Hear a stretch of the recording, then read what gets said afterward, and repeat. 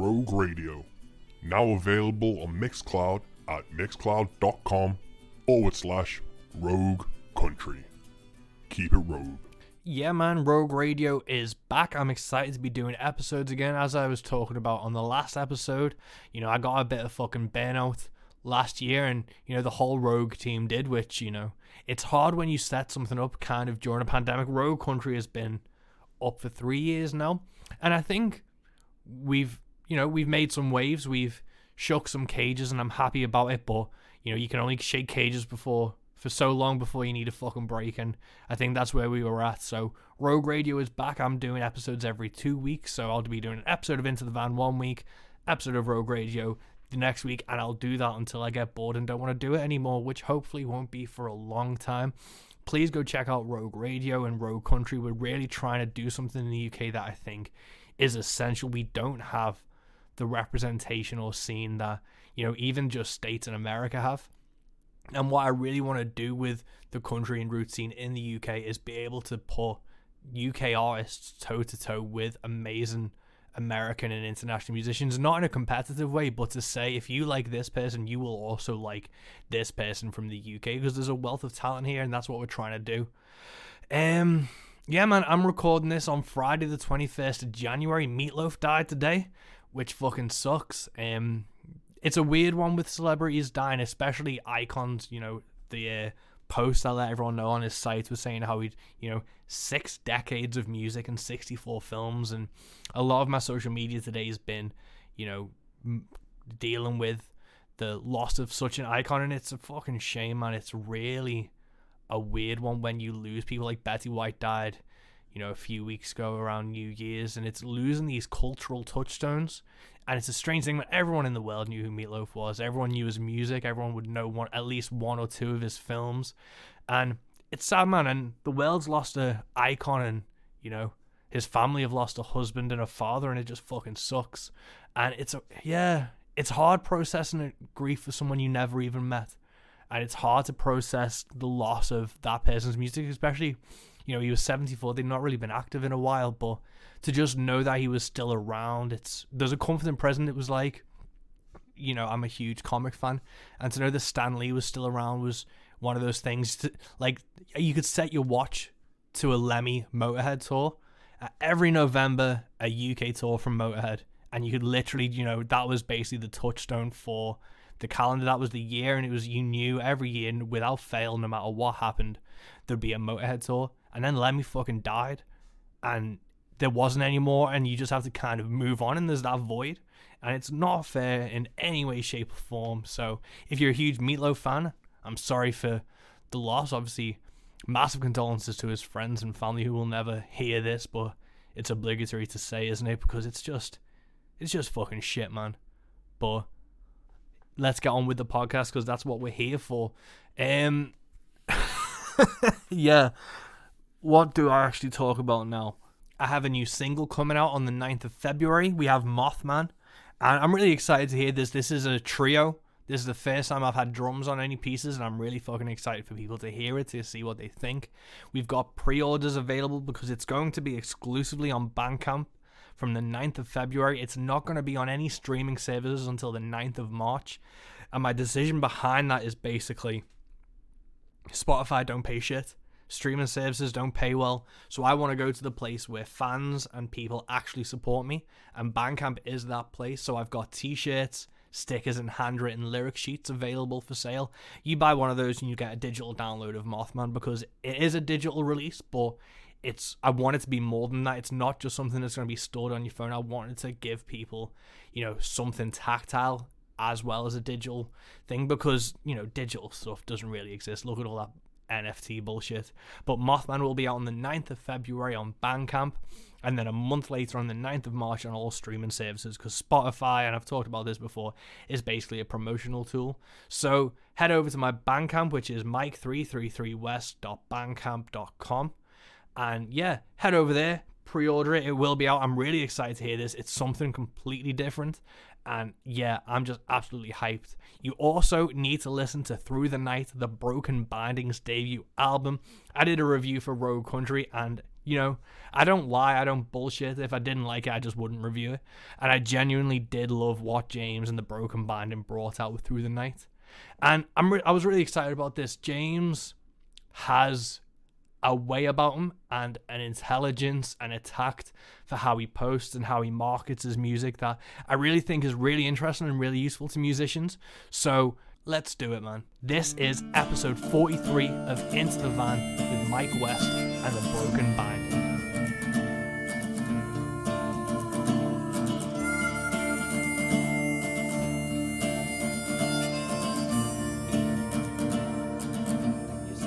Have an office, does that help with like your songwriting and your musical things to get away and to, you know, have that time to devote to creativity? It does. I tell you, I don't do a ton of writing out of the office, but having the ability to get away is so important because I've got 3 kids, 2 of them little, and they are always wanting to know what daddy's doing.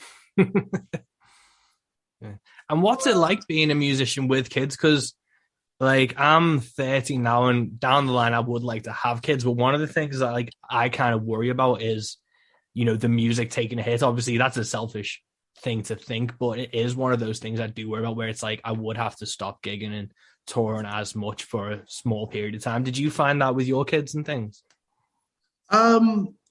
I mean, it totally changed my perspective. I mean, it was about 20 years ago. I was playing in this punk band that played quite a bit in the region, and no kids, no responsibilities, the whole thing.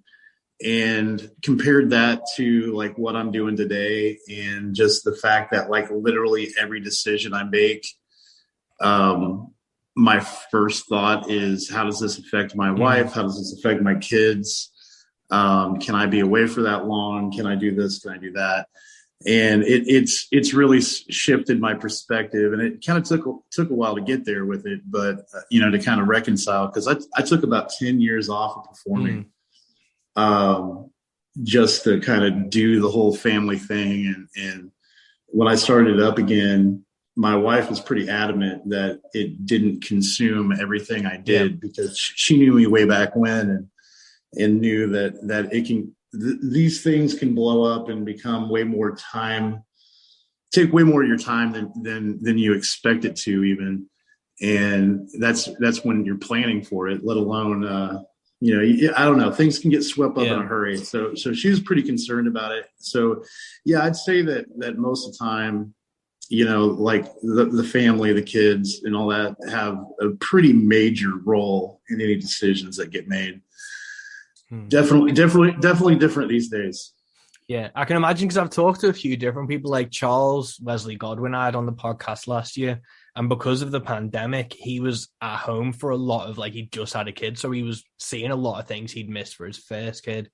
And he was seeing things I'd missed. And that's one of the things where it's, if I have a kid, I don't want to be away at any point that might risk missing like first steps or first words and things. And it does change how you would tour or gig or devote yourself to music. Yeah, I totally agree with that, because I mean, my goals are so shifted from what typically you would think of as a musician, you know, as a writer, as any of those things. Like, my goals are definitely way different than they would be if I didn't have kids and that whole thing. And it's interesting when you've seen both sides of the coin. But, you know, for us, you know, like, our goal is not to be on tour for 6 months out of the year or anything crazy like that. Our goal is just to make great music because we love making it. And hopefully hopefully life lets us keep making it as long as we can, type of thing. Yeah. I don't know. It just changes everything, because if your family is not the most important thing in your world, then you maybe need to take a step back and look at your world again, I think. Yeah, I know. Definitely, man. But let's get back to being, because obviously I know you from the Broken Binding, but what year or what age did you first pick up a guitar instrument or realize that music was an important part in your life? I have a funny story. Like I'm not some talented dude that just has always been making music or whatever, but it was always there early on. I know when I was younger, I did a lot of writing, and with no real purpose, just because I just naturally did it, which was kind of funny. And then I had some buddies in high school that kind of played instruments and started like kind of a crappy little high school band, and I was just enthralled by it. Like it sparked something for me. And I was probably about 16 or so when I picked up my first guitar. And what were you listening to then? Like, what were the bands you wanted to emulate, or the influences? Oh, dude, like, this is mid 90s. So, I always make jokes that my first 3 records that I remember just wearing out was Weezer's Blue album, Green Day's Dookie, and Pearl Jam's 10. Those were like kind of the first 3 records that I recall just never just always having on and listening to in the car or whatever. And so yeah, I was pretty heavy into the kind of grunge era, which turned pretty quickly into punk and ska and that whole movement that happened later in the 90s there. But yeah, I was definitely pretty heavily influenced by like Weezer and Green Day and Pearl Jams and all those bands from that era. Yeah. It was a lot of fun. Cool, man. And then you took like a 10-year break, was it, from like that kind of era into what you are doing now? Yeah. So in I guess it was around 99, 98, I guess 98. I started playing, we put a band together when I was in college, and that turned into a band called the 77 Jeffries, which primarily did what we called poser punk. It was kind of the time for it, all those bands were really kicking and just everywhere. And we did that for 7 or 8 years. Signed a record deal. It wasn't very fruitful. And then the band kind of went their separate ways a little bit at that point, as we were all kind of starting to get older. And we, for me, I tried to do some solo stuff. I wasn't really digging it. Wasn't received super well. Plus, I didn't really know what I was doing as a solo artist. And, started having kids and the whole thing. So it just kind of fell by the wayside. And, so I took about 10 years from that thing ending to starting the Broken Binding project, which is pretty crazy to think that a whole decade passed. But yeah, life happens in a hurry, right? Yeah, that's crazy, man. So with like saying you didn't really know what to do in terms of as a solo artist, what were you doing? Like, what do you think wasn't gelling right when you were starting off back then? I think more than anything for me, I mean, as a writer, I was pretty good at writing like catchy little hooks, especially that went into like punk music and all this stuff. But I was super one-dimensional, and trying to figure out, because when I first started playing guitar, I mean, I'm like everybody else. I picked up an acoustic and kind of started figuring the chords out and the whole thing. But, I pretty quickly moved to an electric and started doing the whole punk thing. And it was just such a different, like when I moved over to acoustic and started trying to do more, I don't know what the right word is, but when I tried to start doing something that was so vastly different than what I'd done before, I found that it didn't happen by magic. And, it was something that I needed to kind of learn the genre better. I needed to learn how to write those things. I needed to learn how to play acoustic guitar properly, all that stuff. And that was probably my biggest thing. Is it was just I've always kind of had the mentality of, well, let's just go for it. Let's just do it. Let's just see what happens. And,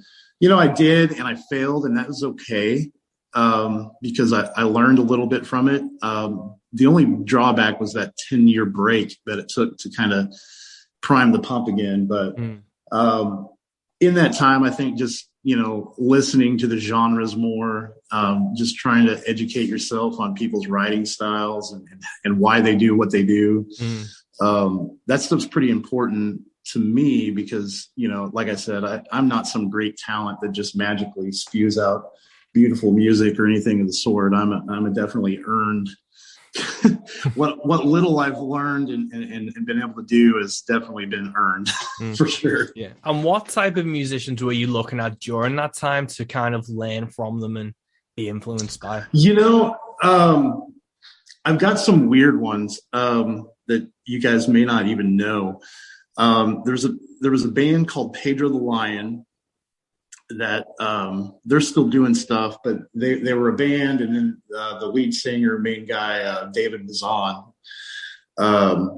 did some solo work and then kind of went back to the band. But I listened to a lot of his work just because I thought he had a very intelligent writing style, and the way that he told his stories and the way that he just had this uncanny ability to make you feel things.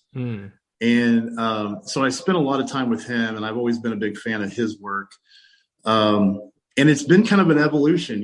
I started in with guys like that were kind of indie rock and the acoustic thing. And then, the whole Lumineers and like Mumford thing happened.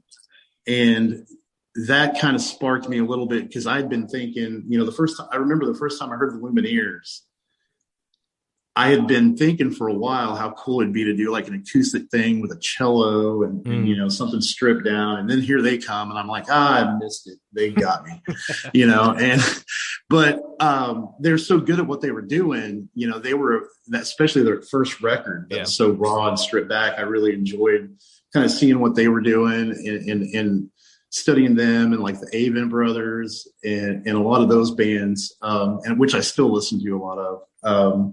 And then guys like Gregory Alan Isaacoff. There's just so many guys that have these uncanny abilities to kind of work their own authentic sound out. And it's great to kind of step back and just kind of look at what they're doing and why they're doing it and the way they're doing it. It's I don't know. I'm a little bit of a student of the game. Yeah. I try to find the best ones that are doing certain things well and try to figure out why they're doing it. Not necessarily to copy them, but to understand their process and why their process is what it is. And I don't know. I'm a student. I love listening to these guys. I could rattle names off all day. Benjamin Todd and there's just so many out there right now making amazing, authentic music. When did you see yourself, obviously as a student, like you can listen to things and take stuff in, but I always think there is a difference between musicians who you can actively start paying attention to, not necessarily market and trends and stuff, but they know how the game's kind of working and being played. And I think you're one of those people who does well in that kind of world, who knows the right kind of paths, not necessarily to just tread, but to watch where people are going and not necessarily just emulate them, but to see how it all fits into each other. That's the trick, right? Like trying to figure out and see all the other things that people do that are a little bit outside of the box. Because let's be honest, we put our record out yesterday, and it is one of those deals where it's like you want to promote it just like everyone else promotes it. You want to follow the model, but that becomes a little bit of kind of a white noise situation, it seems like, because you see like every single day someone's putting something out. And, looking at these other artists and some of the things they've done, whether it's the bigger bands or the smaller bands, of course, people like me, I love looking at independent artists and kind of seeing how they grab someone's attention, not to emulate them or not to, copy the things they're doing, but to prime the pump a little bit and to get yourself to start thinking out of the box a little bit. Because I have a pretty small reach. We're a smaller, we don't tour a lot. We just don't get that far out of our region. So for us to reach further away, you got to kind of come up with creative ideas to grab people's attention. Mm-hmm. Just anything really out of the ordinary seems to be, beneficial when you're trying to promote things or start a little bit of buzz or something. Yeah. So yeah, I totally appreciate the artists that are out there kind of rethinking the way they attempt to get their music out there, for sure. Yeah, man, I think one of the best things that ever happened to me that was kind of unintentional was like, I'm a huge Kiss fan, and I read Gene Simmons's autobiography way too young. But yes, when I first read it, a lot of it was like, oh shit, it's a music business.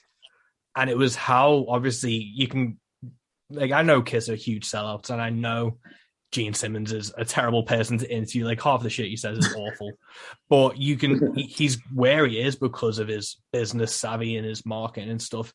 I remember reading that book, and then from then, whatever band or project I was in, I was always like, we need to have a way to market this in a way that's not just the norm. Yes. 100%. Like, it's crazy because the music industry is so weird, man. Like, it's changed so much. I said I took 10 years off. I came back, and the industry was so different than what it used to be. The internet has just changed everything. Like, I'm sitting here talking to you from across the pond, talking about talking about music, and, you couldn't have done that with the ease that we do it now. Back then, and just it is really incredible when you see these guys that are willing to kind of step their game up and do things out of the ordinary, because we all know those bands that are local, local to us, that are just amazing, right? Go see them live and you're like, man, these guys are awesome. Why are they not doing more than they're doing or whatever? And it really comes down to either you are willing to go all in on that stuff and think outside the box, say it's an artist that just is trying to do anything to get noticed. Some of these guys will do it and some of them won't. And, if you don't have real specific goals, maybe you're like us and we don't really care how big we get or any of that stuff. But some of these artists, it feels like they just spin their wheels and don't really do anything different, and they expect change. And it's the same thing as being a human, right? Like, you can't just keep doing the same thing, getting the same results and expecting that to eventually change. Yeah. We gotta think about that stuff. So I don't know, man. Like, I think at least I enjoy listening and seeing what these bands will do that have been there before, or trying something out of the box. I mean, I don't know. We all need to learn from each other, right? Yeah. Yeah, I think it's important to see, like, I know there is that kind of pushback when it's like an artist or a musician is like, well, I'm a musician, I shouldn't have to do any of this shit. And it's like, that may have well been true if you had a record label behind you, or it was like the 70s. Right? But you're in the 21st century, and it's like, you have to, like, if you don't even have, like, the bare minimum, you should have like a Bandcamp, Facebook, Twitter, Instagram, and post on it at least once a week. If you really can't be arsed at any level, that's like the bare minimum, in my opinion. Oh yeah. Yeah. And keeping that fan interaction. Yeah. I mean, how important is that? Like, again, we don't have a huge reach, but the reach that we have some pretty loyal, listeners, and I don't know. It's just, it's crazy just how some people just, I guess everyone just views everything so differently, but some artists really do. They just, well, we always make jokes. The lead singer doesn't like to carry gear into the show and the whole thing, but it's a little bit like that just in general. I don't want to have to do this. I mean, I should be able to find somebody to do it for me. Or Yeah. Nah, man, dude, you know how much music's released every day in the world? Like, you know how many bands are out here doing this thing, trying to do, like, literally doing anything to grab your attention. Yeah. You're gonna have to go that extra step every now and then, and try to figure some way to connect with your people. Yeah, man. I remember I had an artist that I approached to be on this podcast just because this is another thing that I wanted to do, to just talk to people and create something that I found interesting. And I was just like, it might be fun to chat to other musicians. And it's not got the biggest reach in the world, but I think it's still fun to do. And I asked this artist to be on it, and his team got back to me and said, that's not something he does. He's a musician. And I was like, okay. But then in the same like week, they put a post up about how they'd not been getting the gigs that they felt they deserved. Because they were like, yeah, and he was like, I'm not going to be playing the game. But then the game is not letting me play. And it's like, well, yeah, of course, like you need to have that give and take and be willing to try new things and step out of your comfort zone and actually engage with the technology and the social media platforms that are available to you. Otherwise, you aren't going to progress. Like, it'd be amazing to just have to send out an actual physical postcard or a mailing list to someone and have a career, but that's not the world we live in. Yeah, it's insane. Like, I don't know. I'm also personally, like, as a music fan, I am turned off by people who feel like they should or shouldn't have to be doing certain things like that. Yeah. You know, like, I don't know, like, I'm sure that once you get to a certain level that it's just, you can't do every little thing you're asked to do and all that. Yeah. And I get that, but then to act like you're not getting anything because you're turning down the stuff that you could be doing is weird. At least in my mind. I don't know. Yeah, man. You just, I don't know. Yeah. Even the smaller guys like us, you know, that we have our own little universes, you know, and connecting to those people and to those types, you know, like your podcast or something like that. I mean, he doesn't know everyone that listens to your podcast. I mean, you know, or him or her, I don't know which one it was, but you know, they don't know who's listening to your podcast or whatever. I mean, it is an opportunity to reach out and, you know, maybe meet some new people and, you know, connect with some fans that maybe wouldn't be listening to what you're doing. Yeah. I mean, I've found so many artists through Road Country Radio that it's almost embarrassing how few of these people I sometimes know that you guys, you know, crank out on your episodes, or you do an interview with somebody and I'm like, oh, cool. I'm going to listen to this, you know, see who this guy is or whatever, you know? Yeah. And, you know, I don't know what your numbers are and I don't really care what your numbers are, but I will say this. I am honored to be on your show, bro. Oh, thank you so much, man. But that's the thing where it's just like, you're just willing to make a connection and talk to someone. Like, I think some artists have an attitude and an ethos of like, I want to keep it real. And that means fuck you to everything. Because I remember I saw Sturgill Simpson at the beginning of 2020 and he did like a UK tour and it didn't sell that well. Like, it wasn't a sold out show. And he stopped the show for like 10 minutes to have a rant about like losing money on the European tour and how we were kind of mugs for coming out to this thing to support him when he shouldn't have had to do it. And I was on the front row like, fuck this guy. Like, I'm a huge Sturgill fan, and I was just like, you can't start berating someone for coming to a thing that you wanted to put on.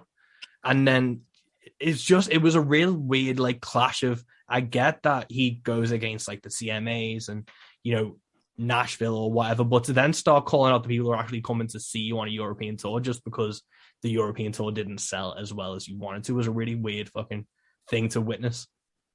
Right. Yeah. That, and I've heard artists do stuff like that before, and it always kind of flabbergasts me or something. You know, it's like, wow, dude, like, you're basically making the fans that actually showed up feel like crap. Yeah. like you're not, but man, it's like, for me, like, the nature of it all boils down to is relationships. Like, I mean, whether in my daily life, if it's in my music, if it's, the communities of music around. Like, I'm all about people's journey, and I love the fact that everyone's journey is different. I love the fact that everyone has different experiences, and it seems to me like there are a couple of different mentalities out there that, you've got your musicians that, kind of have that FU attitude and the whole deal. But then you've got the artists out there that genuinely want to support the other artists and genuinely want to, make those connections and learn what they can and just, be a supportive human. Yeah. And that's the community that I draw to. And, that's one of the reasons why I'm such a big fan of what you guys are doing, is just simply like, you are, you're that type of people. You're the type of people that are reaching out and making those connections and supporting other artists. And for me, that's the heart of it. Like, that's the best part of this whole industry. That's the thing, man. Like, I've never understood, if someone loves this type of music or loves any type of music, why you wouldn't start trying to get involved and network with other artists. Like, I get because I have this kind of thing. Like, I've talked to the road country guys where we don't want this to overshadow our own careers in music and our own like releases, but it's never going to impact it enough to not still do that networking thing and still offer advice and show support and play people's songs and shit. It's never going to get to a level where it will overshadow, but it's making sure where the lines are. Right. I can only imagine it's a difficult thing to try to balance all that and try to be able to do it. I love podcasts. I'm on the road a lot, so I listen to a lot of audiobooks and podcasts and anything you can think of. And I've always kind of thought it'd be cool to do a podcast. And guys like yourself are the reasons why I feel that way. Definitely do a podcast. Man, it would be cool to sit around and talk to dudes all day about music. And the other day I was listening to your episode of Bella White. It's funny because I had not heard that interview when it came out, and it's not that long ago, I don't think, but I had organically just stumbled across one of her videos, and I'd seen her name before, and like I'd seen her getting shared around, but I hadn't dived into any of her work.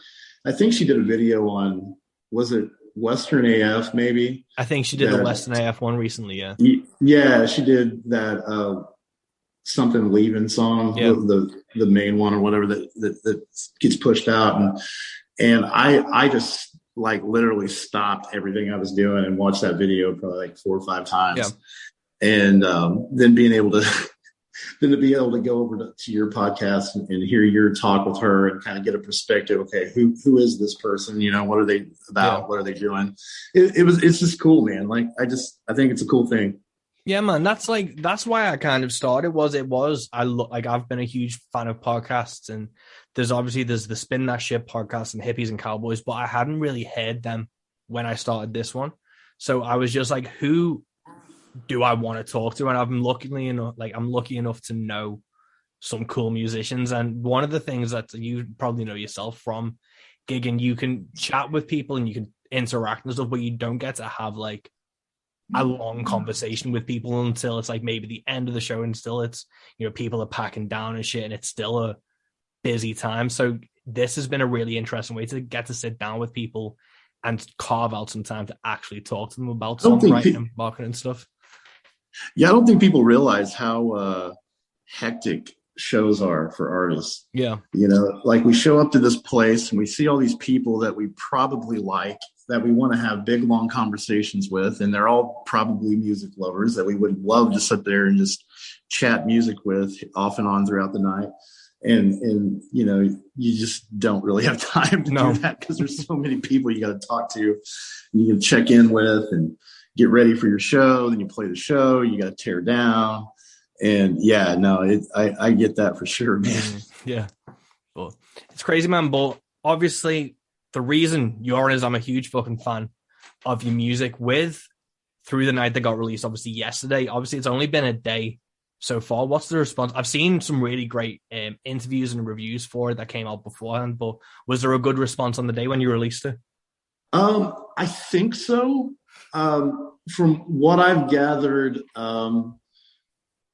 if we were just talking sheer numbers, like we have a pretty small reach, like I said, our numbers aren't crazy huge typically from where we're starting with this project, but based on what we understand that our reach is already, and based on those numbers, like I feel like they did well from what I've seen. And more than anything, though, is just the support and the overwhelming reaction that people had yesterday.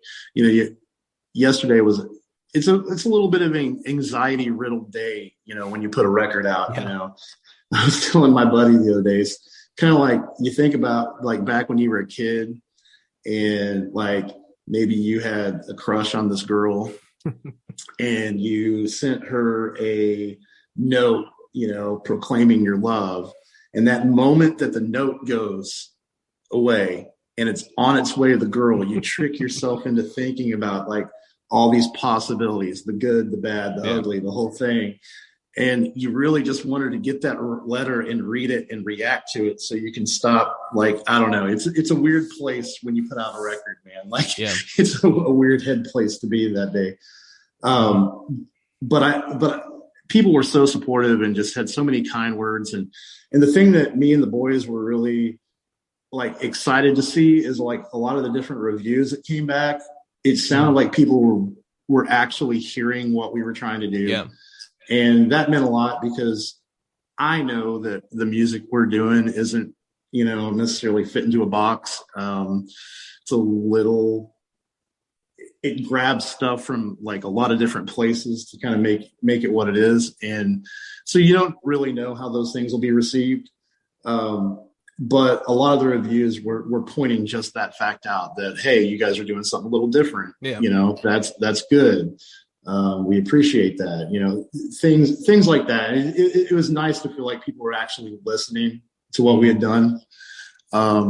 So validation there came pretty strong yesterday, which was kind of nice.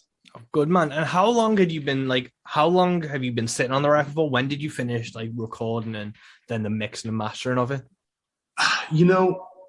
It took us forever to actually get to the studio. We'd been wanting to get in for a while and we had a pretty shoestring budget. But we had kind of mapped it out and planned it out. And I had a pretty good idea of what we wanted to do.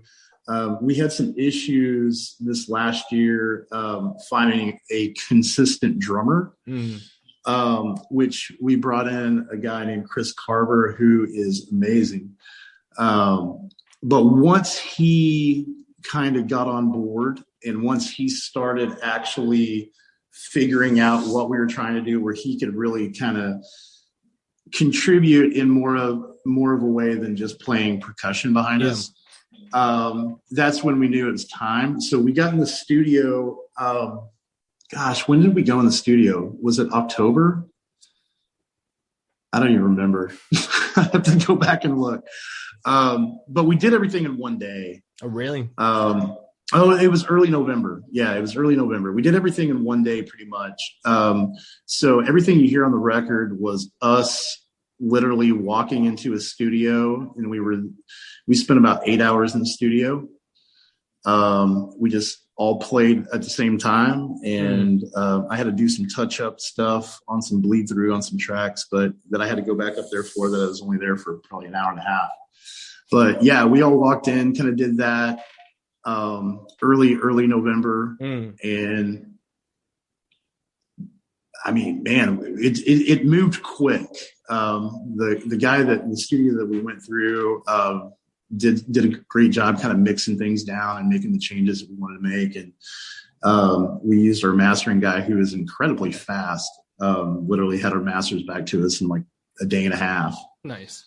And then we just basically been sitting on it, waiting, because that all happened pretty fast once we finally started doing it. But man, the map out and just making sure we had the right people playing with us and and kind of had the whole thing put together. But it helped us be prepared, so we were able to walk in and do it all in one day and save a little money that way and the whole deal. So yeah, it was a pretty quick process, really.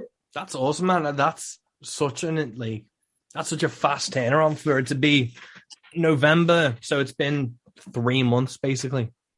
Yeah, it really helps to have it in your head what you want to do. Yeah. The only thing that didn't go the way we had really planned was we had one other song that we were going to put on the record that I just hated it after we did it. And I was like, this is not going to work. Mm-hmm. So instead of trying to go back in and re-record, we just decided to drop it for now. Yeah.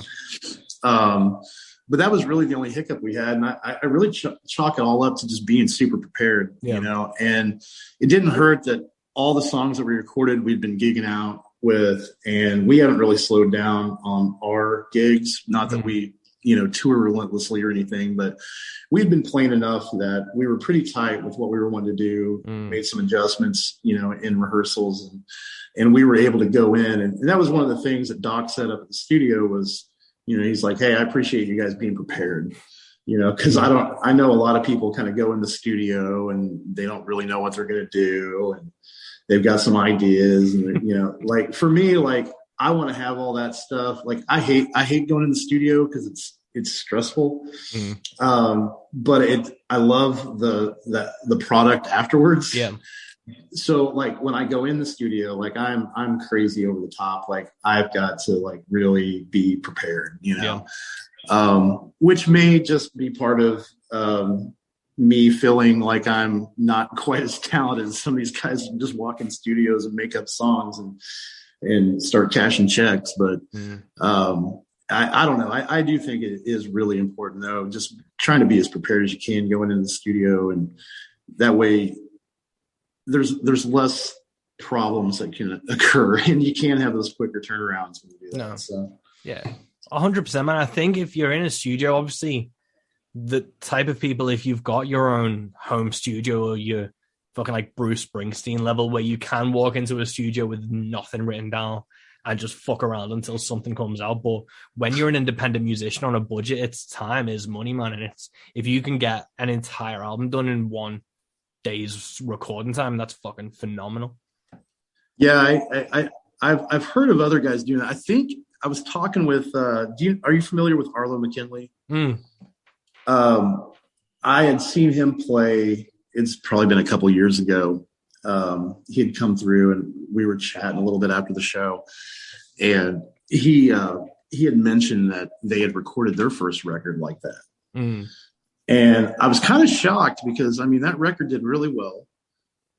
It sounded phenomenal. And he's like, yeah, man, we just all walked in and did it in a day and just left.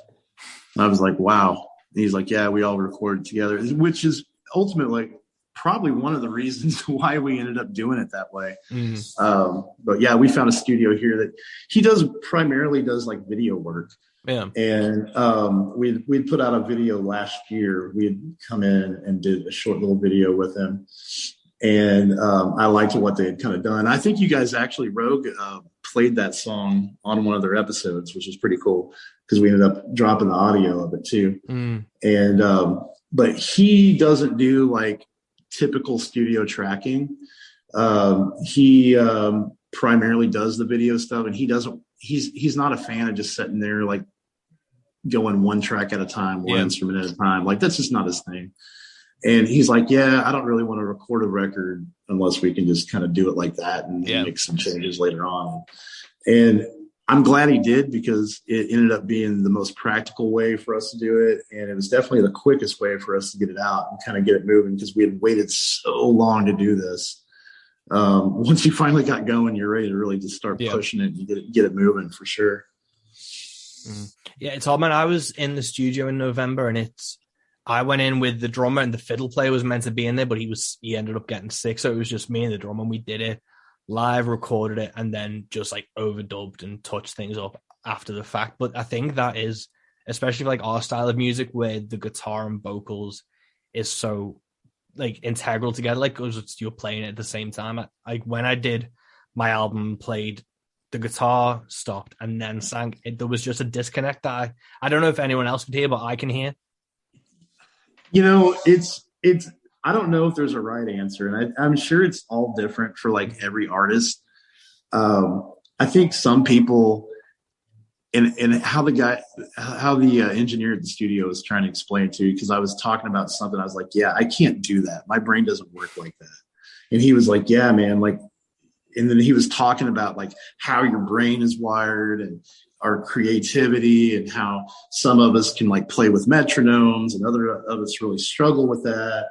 And he was kind of going into this whole process. Of course, I think he was a drummer, so he kind of understood some of that. But yeah, it's crazy to think that like one guy can go into the studio and, he play a guitar, never sing a word, then walk over to a microphone, sing his parts, and like, that's the process that works for him. And I've noticed, like, for me, like, I definitely do better when I just sit down in the room with guys and kind of do my thing. Yeah. And just feel it a little bit.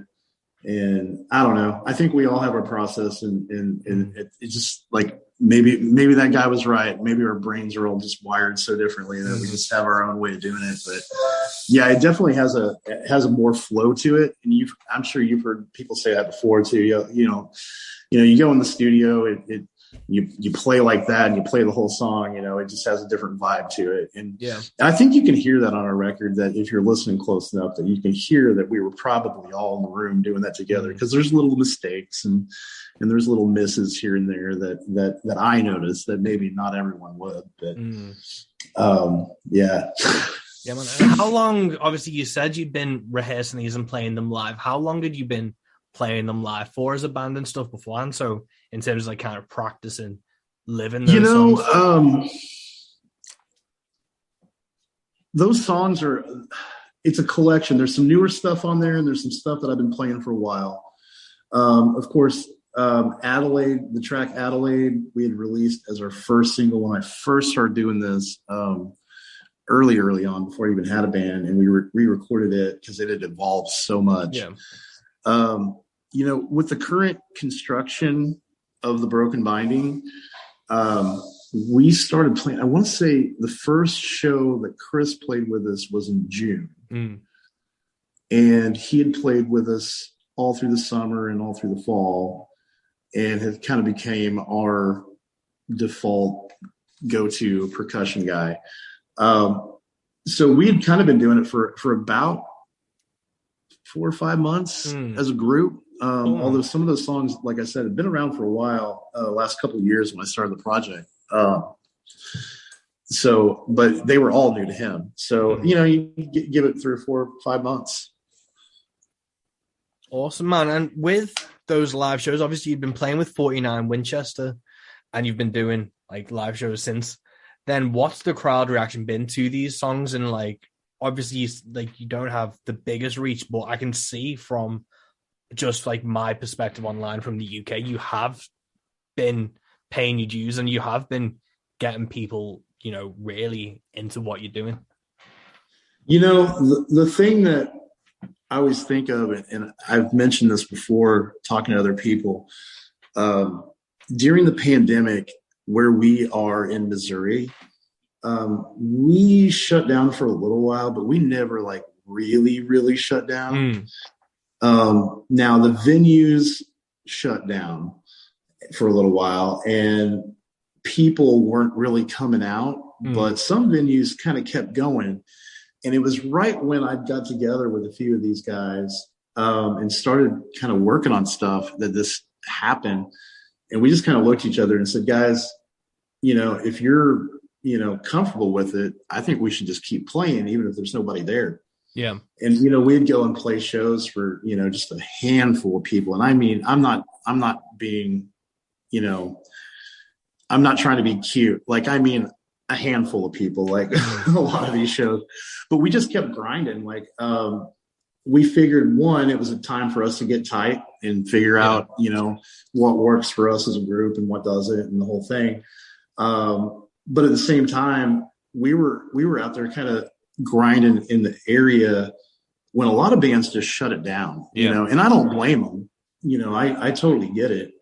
But we just kind of use that time as a learning curve and say, hey, let's get out here and do our thing. And then when things started opening up again, we were one of the people that people called because, they'd seen our name. They saw that we were still out doing stuff. And, when you haven't been doing anything some of these guys, it was over a year. Yeah. And when you hadn't done anything in that long, then you got to kind of restart up that buzz and restart up those conversations and start reaching out to venues that aren't having the best success anyway. And so yeah, I think it was a little bit advantageous that we were able to kind of power through a little bit, at least for our sake. We got better during that time, and I think it has had a pretty positive effect on us that we were able to do that. But I'm not real big into lockdowns either. So yeah. No, it's a hard one, man. I think we've got one coming in the UK. I know a fuck ton of tours have just been cancelled for like January. Yeah. February, I saw Culture Wall just canceled, I think, January and February. Yeah. In the stateside over here. Yeah. But it's just fucking wild, man. But with obviously the record out, the videos you released beforehand were fucking hilarious. What was the concept behind those? I don't know, man. I really don't. It's funny. Those didn't get as much plays and views as I kind of expected them to. Because I did think they were a little funny. I mean, they're obviously no budget, and the whole thing is just like dudes on their phones making silly videos. But it kind of goes back to that whole like trying to think outside the box and draw attention and the whole thing. And I wasn't even thinking, man, I barely had that thing kind of like outlined in my head when we walked in and did it. And I just shot a bunch of stuff that I thought might relate to each other and tried to put it together later on. But yeah, I got a lot of love on the chicken photo. Yeah, man. So me holding the chicken was the whole reason I think I shot the whole video, because I wanted a picture of me holding the chicken. No, man, it's such a good thing. And it's like going back to the marketing side of things. It's like, because I've seen TikTok's meant to be like the biggest change for social media, and that's where you need to be to get like noticed kind of in this day and age by the new generation or by a new audience. But then you see a lot of bands pandering to it in ways that's just like cringy, and it's just not them. But that video you did was just authentically your humor. And it's the same thing. Like, I'm a huge like Always Sunny fan, and you can see their humor shine through that. And yes. So if they find it funny, you find it funny. And going into it, I was they're like, okay, so what do you want to do with this? Because I had a few people kind of helping me with it. And I kept trying to explain it because I know you guys have you have the UK, The Office over there. Yeah. That was a little older, but the American The Office, my wife is a huge fan of and just watched, nonstop there for a while. And I'm a fan. I think it's funny. And I kept saying, I was like, it's kind of like a documentary a little bit like you'd see in The Office. Yeah. But obviously not done anywhere near as well. But yeah, man, there were so many outtakes from the table conversation where I was sitting down with Tex and he was giving me advice. I mean, there's probably 15 minutes of footage of him talking about everything from Hanson to David Hasselhoff to how we were going to get David Hasselhoff to come over. And then I can't remember what the other thing was. He was going to make a cat video out of all of us. We were all going to be different cats. And, he was just coming up with all these silly ideas just off the cuff. And I wish I could have put more of them in there. Mm. But I was like, I got done with it. I was like, man, this thing's like almost 8 minutes long. Yeah. No, it's genius, man. And it's that kind of thing, because I was talking to another artist about this. And it's, if you're having songs that they're not necessarily humorous, but they're like, they can be quite heavy, even if they're done fast or lighthearted, they've still got a weight to them. And to show that juxtaposition of that kind of sense of humor and stuff, it really just lets you show the artist as a whole. And I really got like your sense of humor coming through that on top of listening to the record. Yeah, man. I don't know. If we're gonna do this stuff, we might as well have fun with it along the way, right? Like, a fucking men. I mean, we no matter what level you're at, if you're playing out and doing music, you have somewhat of a platform. It may be a small platform, but it may be somewhat of a platform. So you might as well use that to do silly stuff and have fun with it, and just kind of, just do your thing. And I don't know. I enjoy those little silly videos and stuff, and making silly little graphics for our shows. Make like a show flyer with my head on the kid that's riding the bicycle with ET in his basket or something like that. Like I don't know. I don't know why I think it's funny, but I do. So I just keep doing it. Yeah, man. So, I don't know. It popped up on my memories the other week that I'd announced my European tour, and I'd photoshopped like my head and Bigfoot's head onto Jack and Rose on the Titanic to be like tickets booked for the ferry to Europe. I love that. Yeah, it's just stupid shit like that. And like at the beginning of the pandemic, I was doing some videos, and I do want to pick them up again because I did like a fucking cooking lesson once to like survive the pandemic. It's like how to feed. Yes, I did. I made a cooking video too. Yeah, I did it. It was so corn. It was like how to feed. I called it corn. Go ahead. Sorry, how to feed you, your wife, and your 2 cats, and then it was like day 2, how to feed your wife and 1 cat. I love that. That's day 3, how to feed you and your 1 cat, and then the last shot was the cat jumping off with like a dead body. That's great. I'll send it. You have that post? You have that posted somewhere? Yeah, man. It's on my Facebook page. I think. What was the one you did? The cooking video.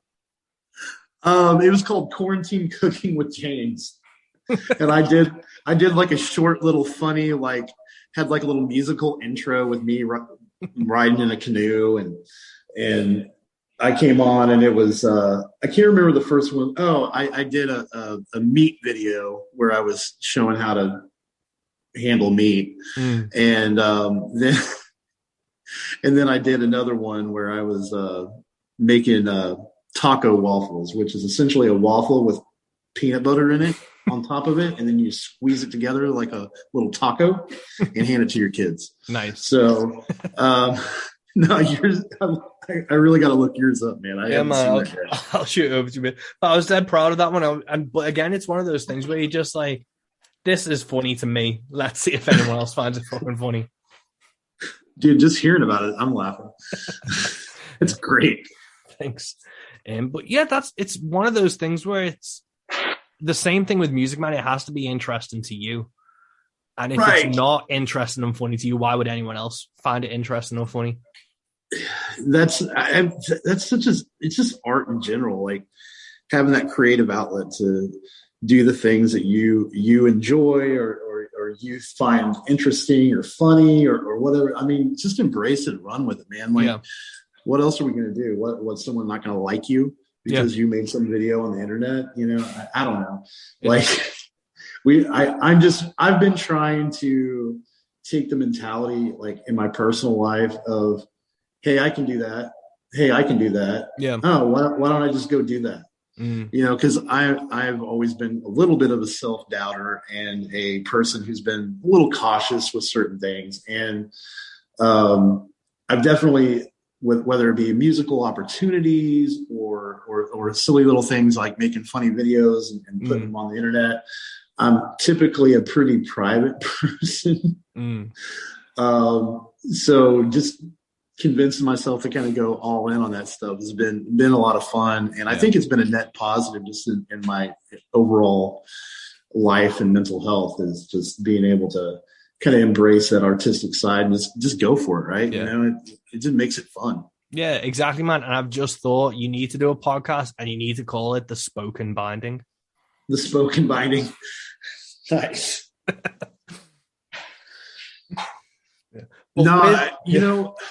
Talking about podcasts, I enjoy a good music podcast. Like I think it's good, but I'm also a musician. So like, I love to hear their perspective.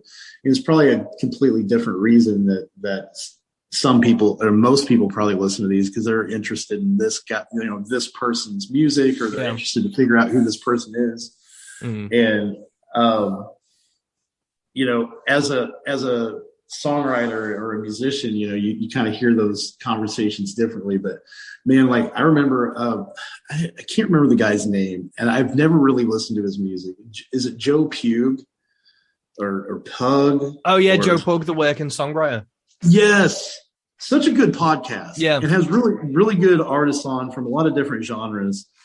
And, like being able to hear that stuff and to hear those conversations and kind of, where those guys come. I don't know, man. Like, I love it. Like, I think it's cool. Like, and I think it's a good way to like, just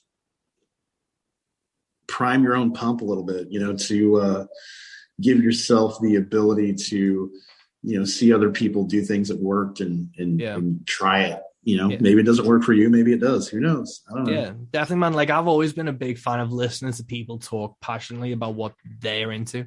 And it's, whether it's, a comedy or a writer or a like songwriter or a musician or whatever, if they are like talking about their journey of how they kind of broke in and what they did to get to where they are and their perspective and influences, even if it's not in your medium, it's still inspiring to listen to be like, oh, maybe the way that comic ground out in the 80s and flyered in that way or advertise himself in that way, I can kind of maybe apply to this. Yes. I heard a story yesterday, and I'll try to keep it short. Someone I know that's involved in like the rap music industry was telling me about this guy, and I can't remember his name, and I don't want to butcher it, so I won't say it. But he not a big known guy, not a thing, but was really well, did good. People enjoyed him, thought he was really talented, was opening up for some smaller groups here and there. But really understood how it all worked. So I guess what he did was like, he went to all these college campuses and he dressed up. He's kind of a small, how he was described to me was kind of a smaller, scrawny black kid, just kind of, so he put on like these Urkel glasses and kind of Urkeled it up a little bit and just went full nerd. And like went to these college campuses with like a boom box, right? And he would put the boom box down and he would try to like stop people that were walking by and be like, hey man, I'm trying to be a rapper. Will you listen to my rap? And, and he was making videos, and posting them online and in social media. And I think I've seen other people do this too. But this was apparently several years ago. Anyway, he had taken that and then he would do his little rap. And of course the guy was really good. So people were always like, oh, this nerd's rapping, and that's the hook. Right. But the trick that he did after the fact was he made them sign the waiver deal, the releases and all that stuff. And when they signed it, they had to put like their phone number or their email on there. So he took all those emails and phone numbers, and every time he put up a video, he created like a text message system that would send out mass text messages to all these numbers or all these emails and say, hey, the video you were in is now posted here. You should share it. That's so fucking genius. Right. And then he took it another step. He left everybody on that big master text list that he had. And he took that list and left everybody there. He would shoot a new video and be like, hey, Arizona State, you guys were great, but I was just over at Arizona and shot this video. Check it out, because they think they came harder than you guys, And then he would kind of make it a thing. So every time he shot a video, he was telling every single person that he had made a connection with. Yeah. And I was like, okay, like obviously I'm not going to go around and do that. No one wants to hear me rap. But at the same time, that was a super, super ingenious way to kind of make connections with people and whatnot. Yeah. And from what I understand, next time this guy put out a record, it just blew up, and he made good money off of it and got a ton of plays because he had been making all those connections. Yeah. And I was like, what a creative way to go out and do this, and of course he finally puts out his huge record, and he goes back to that text message list and says, hey guys, remember me? I'm the guy that made that video. Well, I finally turned that song that I sang that day into a record. Check it out. Or the song that I rapped. And I don't know. I guess when you see things like that and hear stories like that of different clever ways that people connect with people, it's really interesting. And like, I don't know, it just kind of blows my mind. Like, and if we can't figure out how to learn from that, that's on us a little bit, because that guy it worked for. I'm sure there's a ton of other people that try to pull stuff like that off that doesn't necessarily work for whatever reasons.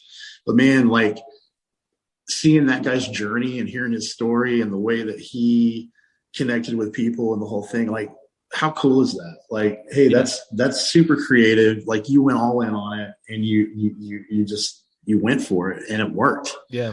That's cool. Yeah, man. Like, and it's showing again, it's that one-to-one engagement of where someone feels listened to and acknowledged by like that musician or artist. And I think that's like, I always try and use like the Bandcamp community side of things where you can message people directly and like use a mailing list. And it's those type of things that take it slightly offline, because social media can feel like impersonal through Facebook and stuff. To get into someone's phone or an email address and like thank them personally or talk to them personally is such a huge difference. I know when Facebook first started becoming a thing and we all started using it, musically or whatnot, there was this neat little time period where like organic promotion was like super good and easy. Yeah. And like, it was just like every time you made a post was almost like an advertisement. And then like kind of how the algorithms have changed. And, like obviously Facebook and all these social media sites are in it to make money. So they've basically done everything they can to drive that ad revenue up. Well, some of the people that get hit are the small businesses, the pages, the bands, the artists, whatnot, because when they go to post stuff, only a handful of people are going to see that post. Yeah. And probably only people that have interacted with you in the last, couple of weeks. Yeah, definitely. And I mean, I'll post a video, that I expect, to get X amount of views, and it only been seen by, a handful of people. And you're just like, okay, well, that's weird. Yeah. And so like trying to figure out how to navigate that, how not to spend too much money in advertising and all that stuff, but like is hard. But man, part of me just wishes we'd go back to those days where it's just like every post you posted, everyone saw the whole thing. I think that's what I like about Instagram is all those pictures stay there until I scroll past them. Yeah. And at least I can catch up and see everything. I don't know. It's weird how all that social media stuff works. Yeah, it's a hard one. Reddit for me has been one of the most interesting and useful things as of late. That's been really a great way to reach people. Yeah, I need to spend more time over there. Yeah. And same with the TikTok. Like I have a TikTok. I've went over to the TikTok. I've played around with the TikTok. I've watched other people's TikToks. But yeah, I haven't really embraced the TikTok yet. No, I don't feel like it's good yet.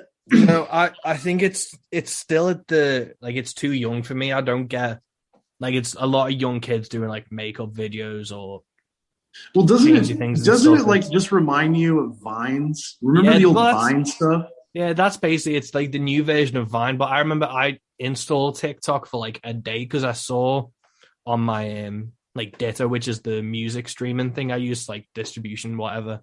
And it was like, oh, your song's been used in like 5 TikTok videos. And I was like, oh shit, that's interesting. So I tried to find it and I couldn't. And then it was just a lot of people trying to like navigate it. No, I just couldn't. I typed in the music because you can search by audio files and songs. I couldn't find anything. So I was like, fuck it, I can't be bothered, and deleted it. I had a buddy that did some TikTok stuff. for the first time a couple months ago. So I downloaded it again, and I had it all loaded up, and I was playing around. I was trying to make a video, and I was like, this sucks. Yeah. This is dumb. I was like, I'm not posting this. No, but then if you get it right and it's authentic, like I know a local Oh, band. I've seen some great ones. Yeah. A local band to me, they did a TikTok of their band practice, and it was like when the riff hits or something, the bass player pulled like a funny face at the exact time they were filming it. So it was purely like, I don't know if it was set up, but it seemed like organic and coincidental. But the song they played and has now racked up like 60,000 streams on Spotify compared to all the other ones, which aren't like are nowhere near that thing. So see, that's crazy. Yeah, it is weird the power of it. That. I need okay. Come up with a really cool TikTok video idea for me, and we'll figure it out. Yeah, but it's even like Reels on Instagram have been quite interesting, so I've been using them a bit more. I actually like the Reels too. It's the millennials' answer to TikTok, I think, is what it's being marketed as. Yeah, my daughter and I sat down the other day, and we were going through Instagram, and she likes cats a lot. And so basically my Instagram Reels, because of her, has literally become nothing but cat videos. But yeah, we even played around and tried to make some videos and posted some stuff just to see how some of the filter stuff worked and all that, like, which is, for someone as old as I am, I got to kind of get used to that stuff. It doesn't magically just make sense in my head. Yeah. So, you kind of go through it and try to figure it out. And I know that's like a move that we need to make. I just haven't quite figured out the right way to do those things yet. Yeah. And you're right. There's like a nuance to it, like just trying to figure out the right way to put it together and present it. But man, yeah, I have seen other bands like that have done like little videos and just had their song blow up. Yeah. I'm like, well, that'd be cool. It'd be nice to have a song blow up. Yeah, it would be nice, wouldn't it? We're getting past the hour now, and I don't want to keep it too long. So let's go. So Through the Night came out yesterday.